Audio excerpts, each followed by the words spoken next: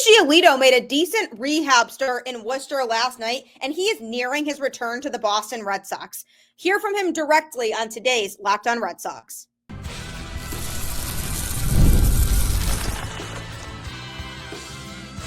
You are Locked On Red Sox, your daily Boston Red Sox podcast.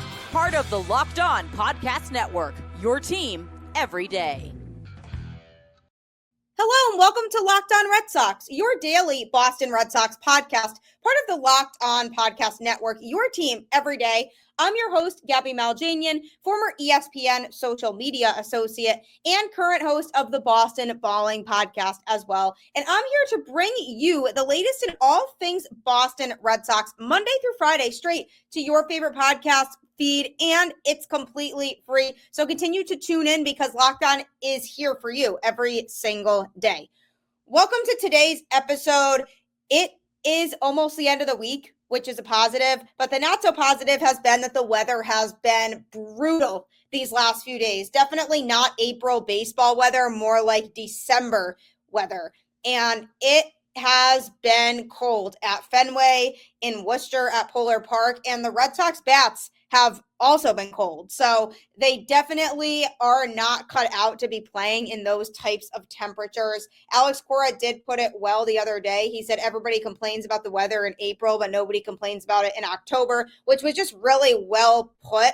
And hopefully the Red Sox make it to October. But if they continue to be quiet at the plate, that may not happen. They did fall last night 2-1 in extra innings against the Toronto Blue Jays. So hopefully they can pick that up offensively and just wake the bats up a little bit more. But they should be getting some reinforcement soon on the pitching side of things. And the offense just needs to be able to take care of itself. Lucas Giolito is one of those enforcements that the Red Sox are going to be getting. He made a rehab start in Worcester last night, his second rehab assignment that he has pitched in, and he is ready to go. He's motivated. He's excited. He wants to pitch at Fenway Park sooner rather than later. So you're going to be hearing from him in a little bit here on today's show.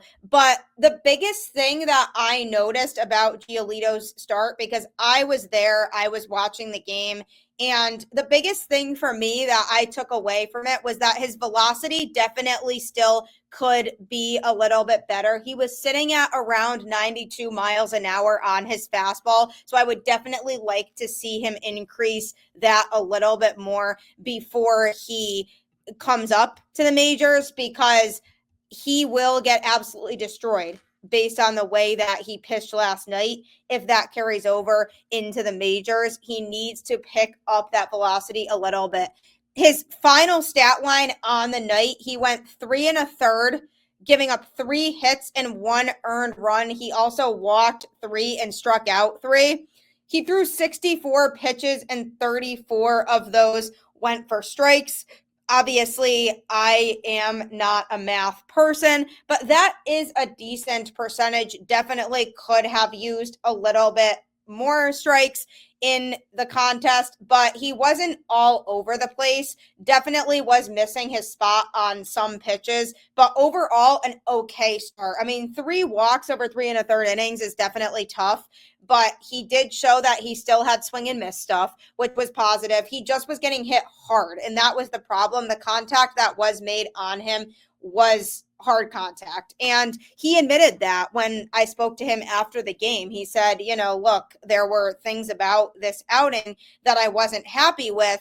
And he is fully aware that certain parts of his game need to get better before he goes back to pitching on the big stage that is Major League Baseball. And another thing I noticed about him was that he was able to utilize his off-speed stuff, but it wasn't up to par with what he was hoping for. Those were the pitches that opposing batters were kind of all over in the contest last night. It was just him trying to play trickery and fool these guys by throwing in a mix of different pitches, and they seem to be picking up on that pretty easily. So that's something that I know he is trying to work on moving forward, is just his off-speed stuff being a little bit stronger so that when he pitches for the Red Sox, he can utilize them more regularly and keep opposing hitters on their toes. So I spoke with Giolito directly after his outing last night. So take a listen to our conversation. The goal was to kind of hone my slider in. I've been working on that for a couple weeks, getting feel back for that pitch, and it was actually really good. So I'm happy with that. I'm not happy with the rest of the performance. Spraying fastballs, not commanding the changeup either.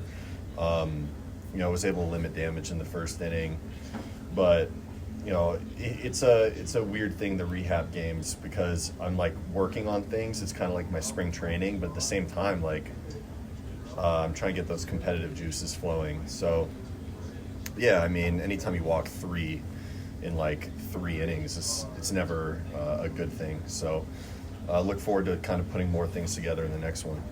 The hamstring, the left leg, that's not an issue. It hasn't been for a while.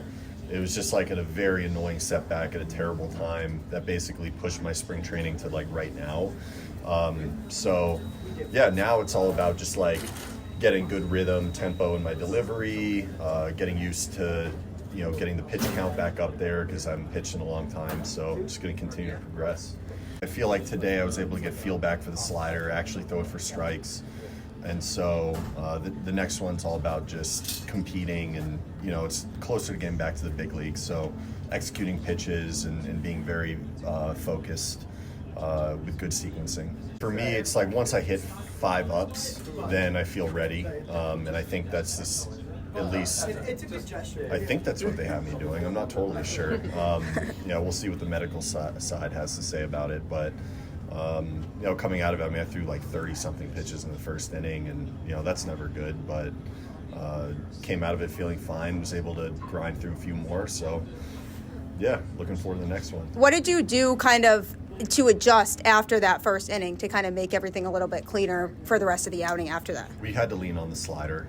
My fastball command was pretty much non-existent, missing arm side a lot. So I've worked with Sebi a lot, Zavala, back in Chicago, and he knows me very well. So we were able to really lean on that slider and kind of pick our spots to use the fastball, and ended up working out as far as limiting damage. But for me, I set pretty high expectations for myself, maybe too high sometimes. So yeah, I think the next one's just gonna kind of get that combination going, commanding the fastball, having the slider there, and then relying on my changeup as well as my best weapon. Yeah, absolutely. How are you feeling about the idea of pitching in a Red Sox uniform for the first time when you get out? Yeah, very excited. I've pitched in Fenway before as a visiting player, and it always felt very special to me.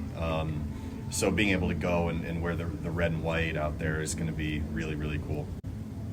I feel bad. I signed here to do a job, and one of the things I was very good at for a long time was being an innings eater type of pitcher. Always staying healthy, always taking the ball, no matter how I'm feeling or how the team's doing, doesn't matter. Unfortunately, I haven't been able to do that up to this point, so I look forward to getting out there and being able to do that again. The organization's been wonderful from the bottom to the top. Obviously, I've been spending a lot of time with the medical guys, and they've done a wonderful job getting me right. Being able to come back down here. I haven't pitched in the minor leagues in a number of years, and hang out with the prospects down here, and everyone's just been really kind and great. So it's been, like I said, a frustrating year, but I look forward to kind of breaking through and having a nice season at the end of it. I had Tommy John surgery when I was like 18. Okay. It was a little different then because I hadn't done anything yet. I was in the minor leagues, kind of like doe-eyed, right? Whereas now, I've had a relatively lengthy career up until this point. So, I know what I need to do to be successful. Yeah, it's just a matter of, dealing with the little aches and pains you get your first year back from an elbow surgery. That comes with it, and continuing to grind through. I've been missing competing. Last year I was in the dugout for a bunch of our home games, all of our home games, because I was rehabbing in Boston, and and it just, every single game just made me miss it more. I felt like a piece of me was missing last year, not being able to compete. So now that I'm so close to doing it again, I'm very, very excited. Is there a timeline that's been talked about kind of a goal for you to rejoin the team, or has that kind of not really been discussed and it's more just based on a day-to-day right now and how you're feeling? Yeah, it's been discussed. I mean, the fact that I was able to grind through and get that fourth up and pitch in the fourth inning today was massive. I was kind of getting nervous there in the first inning. I saw a guy warming up in the bullpen. I'm like, oh man, come on, man, you gotta get through this. Because if you don't get through the first inning, then you kind of have to do it over again, right? So, no, I mean, I'm not exactly sure if it's one or two more. Hopefully just one. If I had it my way, I would just go back to the big leagues in my next start. But, right. I'm not the man in charge here. So, I just, at this point, continue to progress, stay within my routine, and do what's asked of me to be able to return to play. So as you can see, Giolito definitely has a self-awareness of what didn't go super well in his outing. He definitely was hoping to throw for a little bit longer than he did, but he's just taking it day by day and hoping he can get up to the Red Sox soon, because he's very excited to put on a Red Sox uniform and pitch at Fenway Park. Like I said, just increase that velocity a little bit and work a little bit more on the off-speed pitches to get them up to the level in which he wants them to be at to compete at the major league level, and he'll be good to go. And coming up, what could the potential rotation look like once you add Giolito back in? I'm going to be discussing that. When it comes to fueling your body, quality matters. That's why Just Ingredients is changing the game with clean, high-quality products designed to support better health and peak performance. Just Ingredients offers an NSF-certified line of protein powder, electrolytes, pre-workout, and creatine, all rigorously tested to ensure they're free from substances banned by major athletic organizations. Just Ingredients has also partnered with two-time MVP Bryce Harper, who trusts their NSF-certified sports line to fuel his training and recovery. I love that Just Ingredients prioritizes wholesome, nourishing ingredients without the artificial junk. Whether you're recovering after a workout or need an energy boost, their grass-fed whey protein and pre-workout deliver real results. Visit justingredients.us and use code LOCKEDONMLB for 20% off. And for more wellness tips, follow at just.ingredients on Instagram. So in talking about Lucas Giolito and his potential return to the major league roster for the Boston Red Sox, he mentioned it. You just heard it in the interview. He's hoping to do one, maybe two more rehab starts before coming back. Obviously, if he had his choice, he would go pitch at Fenway now, but he definitely does need to continue to work a little bit and get back up to speed before he gets called up again. But what could the rotation look like when you add Lucas Giolito back in? Obviously, you'll still have Garrett Crochet as the number one. He is truly showing ace caliber stuff. He's the guy that the Red Sox are going to go to in those lockdown situations. He's going to be that number one starter. If they do make the playoffs, he will be the guy throwing game one of whatever playoff series they are in. Then you have Tanner Houck, who's pretty locked into that number two spot at this point. Had his struggles for sure early on in the season, but he did throw last night against the Blue Jays, and he definitely was looking like the pitcher that we saw a lot of his career so far, the guy we've gotten used to who just has lockdown dominant stuff. That was the version of Houck that we did see last night. It's really too bad that he couldn't get any run support and the Red Sox ended up losing the game. But from a pitching standpoint, you have to feel good about what Houck did. So he's somebody who's going to stay in there.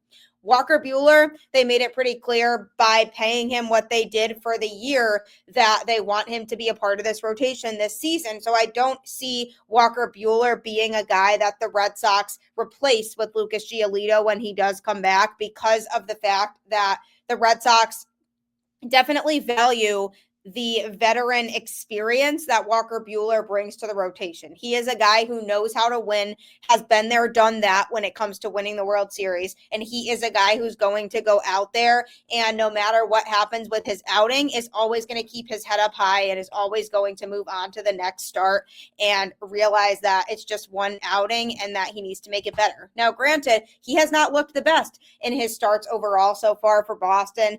He has not really been walking very many people. His command is definitely there. He's just getting hit hard. And that's something that I'm hoping gets resolved quickly and might just end up being the pitcher that he is. And I did have this conversation recently with somebody and I said, as long as he is not somebody who is consistently unreliable and he can just be a serviceable fourth or fifth option, then that's fine for the Red Sox. We don't need him to be this superstar starting pitcher. When the Red Sox brought him in, I don't think they thought that he was going to be a superstar either. So we really just need him to be a serviceable starter who can throw in the back end of the rotation, and that is fine. And for him, he's going to be a guy who hopefully will be able to start pitching deeper into games because he's only been able to pitch through 5 innings in his first couple starts with the Boston Red Sox. So I'm hoping that he can slowly increase how deep into the game he's throwing. But he's going to be a guy the Red Sox are going to keep in the rotation. They're not going to send him to AAA with all the experience that he has, even if he's struggling, even if you feel like there's a AAA pitcher who might be better than him. He is going to be part of this rotation. So then you look at some of these other guys who are likely going to be in the rotation because everything seems to kind of be a question mark after that. You have Richard Fitts and Sean Newcomb filling spots in the rotation right now for the Boston Red Sox. Richard Fitts has been pretty good. I mean, he has thrown a full 6 innings in both of his starts so far for Boston, and he has put some quality stuff out there. He looks like a guy who can be really successful as a starting pitcher. Why? Wide arsenal of pitches, a guy who can have control and complete command of that strike zone, and a guy who doesn't fold under pressure. If he has base runners, he keeps his composure and he doesn't let things get completely out of control like some pitchers that we see who will just completely unravel if there's base traffic because they'll try to overthink it and they'll change their approach in terms of what they're doing, and it leads to a really messy inning. You don't really get a lot of that with Fitz, and that is a recipe for success in the majors. So I really like that about him. Sean Newcomb definitely has had his struggles so far in a Boston Red Sox uniform. I mean, his first start, he just had a really bad first inning in which the first 4 batters reached on a hit, every single one of them. And it took him forever to even record an out. And then he just gave up a lot of runs in the inning. So he was definitely not in the best position in that first start. He did settle down a little bit after that first inning, which was good to see. But overall, his stuff is very hittable, especially his off-speed pitches. So I do feel like when Lucas Giolito comes back, Newcomb will likely be the guy that the Red Sox DFA or send down to AAA. I'm thinking probably DFA just to see if they could try to turn him into something and get something in return for him. So Lucas Giolito, who is on his way to coming back, likely will take over that spot. The question would be, would they slot him into that 5th spot in the rotation, or would he be slotted into the 4th spot and they shift Richard Fitts back to the number 5 starter? Because we don't know what Lucas Giolito is actually going to be when he gets called up. There's only so much that we can observe during his minor league starts. There's only so much I can sit here and say in terms of how he looked in AAA. What I will say is based on what I saw last night from him, I think that he would struggle a lot if he were to get called up to the majors. I mean, he took 31 pitches to get out of the first inning last night. So definitely was a little bit all over the place. So I can tell there's still work that's needed there. But if he puts in that work over his next couple rehab starts and he's showing improvement and he's ready to return to the Boston Red Sox, then maybe he'll pitch well. But it's really hard to know if he's going to be anything reliable above a number 5 starter because we just don't know, because it's been a long time since he has pitched in the majors. So that's something that is going to be unanswered until he's actually up in the majors doing it. And the question then becomes, where does Walker Buehler also fit into this? So you have Garrett Crochet, you have Tanner Houck. Is Walker Buehler still considered the number 3? Do they shift Richard Fitz up to the number 3 because he's showing that he has better stuff? And then your 4 and 5 starters are Lucas Giolito and Walker Buehler. Or does Giolito come back and pitch really well to the point where he can be the 3? And then you have Walker Buehler and Richard Fitz in the back end of the rotation. I mean, it all depends on how Lucas Giolito performs when he comes back. And then Brayan Bello, who's also well on his way to being back, is slated to pitch tomorrow in Worcester. What happens then? That is when they probably send Fitz back to AAA. He is a guy who was never meant to be a permanent part of this specific Red Sox rotation. He got called up to earn a spot on this Red Sox roster right now because of the fact that they had injuries. And during spring training, he was one of the guys that the Red Sox were really deciding between to see who could get that spot on the major league team to start the season. And he was pitching really well. And the Red Sox said, okay, Richard Fitz is our guy. But he'll likely go back to AAA once Bello comes back. Then you'll have a rotation like what the Red Sox envisioned before the season started, which is Garrett Crochet, Tanner Houck, Walker Buehler, Brayan Bello, and Lucas Giolito. And everything beyond Tanner Houck are question marks in that case. Walker Buehler, is he going to be able to show any more improvement from the way that he has been pitching in his first couple starts? What about Lucas Giolito and his health? Is he going to be able to stay out there once he is healthy enough to pitch for the Red Sox? And if he is healthy enough, is he going to be able to be effective because of how long it's been since he's pitched in the major leagues? Then you have Brayan Bello, who has had his struggles. I mean, definitely improved in the second half of the season last year compared to the first half, but which version of him are we going to get during this upcoming season? So lots of question marks in that rotation. And even Tanner Houck, you could argue, is still a question mark because he did have a solid start last night, but before that, he had been seriously struggling. So what type of pitcher is he going to be for the rest of this season? So it definitely is worrisome that this rotation has a lot to be desired. But I can tell you from speaking with Lucas Giolito, he is so determined and wants to pitch very well for this Red Sox team. And I know that with him mentioning a lot during his interview that he's been working really heavily and hard with the medical staff, I do 100% believe that. And I feel like they're going to continue to guide him on the right track, and he's going to listen to what they advise as much as he is itching to be out there. And I do feel like he's going to be a better version of himself and a better pitcher when he does come up, because he's focusing on fixing those aspects of his game now that are giving him trouble. So I'm excited to see him when he does come back up. I think he definitely deserves to be welcomed with a warm embrace by Red Sox fans, and he's super excited to pitch at Fenway Park and make it his home field because he has pitched there before as a visitor, obviously, but he said that it's just a different experience when it's your home ballpark. So he's very excited about it, as am I. I'm looking forward to seeing what he brings to the table. And coming up here, I'm going to be giving some injury updates for the Red Sox as they progress through the season and hope to get some guys back. The NBA playoffs are almost here, and FanDuel is giving new customers an incredible way to get in on the action. Right now, when you join FanDuel and place your first $5 bet, you'll get $250 in bonus bets if your bet wins. I love how FanDuel makes betting so easy, whether it's picking my favorite team or diving into player props. From 3-pointers to steals to assists, FanDuel has so many ways to bet your favorite player props. Plus, after the game tips off, you can even combine live prop bets into a same-game parlay for a chance to win big. Don't miss out. Head to FanDuel.com and claim your $250 in bonus bets today. I have seen and heard of people winning lots of money on FanDuel. So if you want that to be you, do not waste any time and download the app today, because I promise once you start betting on sports, you'll be able to see how much money you can truly win.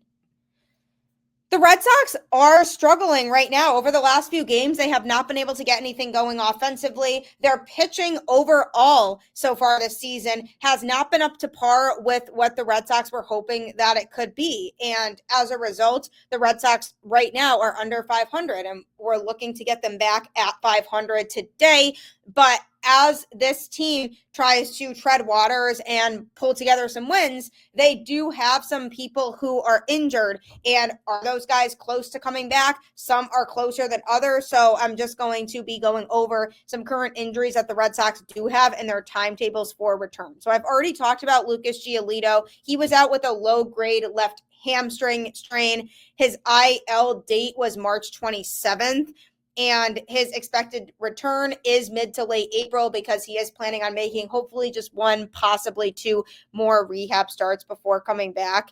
And he looked decent in his outing last night. Definitely not great stuff, but definitely not a horrific performance either. Somewhere in the middle, I would say. He looked confident out there, but definitely still has some problems when it comes to his off-speed stuff and the fastball velo. So hopefully one more rehab start. We'll see how that goes, and then maybe he'll be ready to come back up to the Boston Red Sox. Liam Hendriks is out with right elbow inflammation. He was placed on the IL on March 27th, also expected to return mid to late April. He will start a minor league rehab assignment with AAA Worcester today. The hope is that he won't need many outings before making his debut with the Red Sox. So hopefully we see Hendriks sooner rather than later. He can just be another piece of that bullpen that can help out, and the Red Sox can get rid of one of the weaker links when Hendriks comes back. Somebody who's been struggling can either be DFA'd or sent down to AAA when they do bring Liam Hendriks back. And I'm hoping that he's able to throw really well, since he is another player who has just been dying to throw his first pitch in a Red Sox uniform. So definitely really looking forward to seeing Hendriks out there.